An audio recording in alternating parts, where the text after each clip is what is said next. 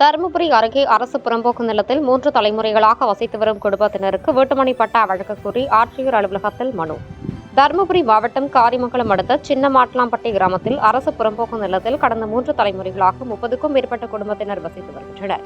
இந்த குடும்பத்தினர் வசிக்கும் இடத்திற்கு பட்டா இல்லை. ஆனால் இங்கு வசிக்கின்ற மக்களுக்கு மின்சார இணைப்பு, குடும்ப அட்டை, ஆதார் உள்ளிட்ட அனைத்தும் வழங்கப்பட்டுள்ளது.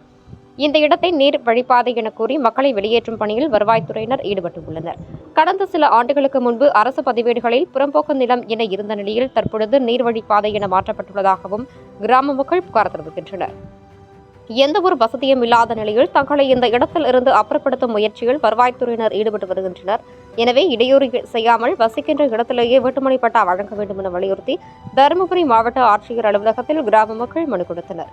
அரசு பதிவேட்டில் நீர்வழிப்பாதை என மாற்றியுள்ளதை திருத்தம் செய்து தாங்கள் வாழ்கின்ற இடத்திலேயே இலவச வீட்டுமனை பட்டா வழங்க வேண்டும் என கோரிக்கை விடுத்துள்ளனர்.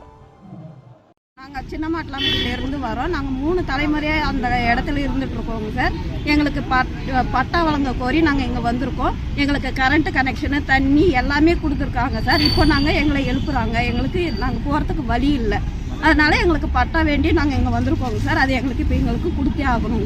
34 வீடு இருக்குங்க சார். அது இப்போ எழுப்புனாக்க எங்களுக்கு போகிறதுக்கு வாழ்வாதாரம் எதுவும் கிடையாதுங்க சார். எங்களுக்கு சார் ஊரில் இருக்கிறவங்களும் எழுப்புறாங்க, தாசில்தார் யாருமே எங்களுக்கு எந்த சப்போர்ட்டும் இல்லைங்க சார். அதனால நாங்கள் இங்கே கலெக்டர் ஆஃபீஸ் கிட்ட வந்திருக்கோம். ஜேசிபியும் வந்து 22ஆம் தேதி எங்களுக்கு ஜேசிபி எழுப்புறதுக்கு வந்துட்டாங்க. எங்களுக்கு என்ன பண்ணுறது ஏது பண்ணுறதுன்னு தெரியாததுனால இங்கே நாங்கள் கலெக்டரை பார்க்க வந்திருக்கோம். பார்த்தீங்கன்னாக்கா நாங்கள் 3 தலைமுறையாக இருந்துட்டு இருக்கிறோம். அது அதுவுமே எங்களுக்கு நீங்கள் கிளியர் பண்ணி எங்களுக்கு என்ன ஏதுன்றதை நீங்கள் சொல்லணுங்க சார். அரசு பொறுப்பாவுக்கு தான் இருக்குது. இப்போ ஆன்லைனில் பார்த்தீங்கன்னாக்கா நீர் பிரிப்புன்ற மாதிரி காட்டியிருக்காங்க சார். அது அதுவுமே கொஞ்சம் தெளிவுபடுத்தி நீங்கள் ஏதாச்சும் எங்களுக்கு போகிறதுக்கு உண்டான வாழ்வாதாரத்தையும் காட்டணுங்க சார். எங்களுக்கு வேறு எந்த வழியும் இல்லைங்க சார். அதை விட்டுட்டா எங்களுக்கு பேர் ஷண்பகம் சார்.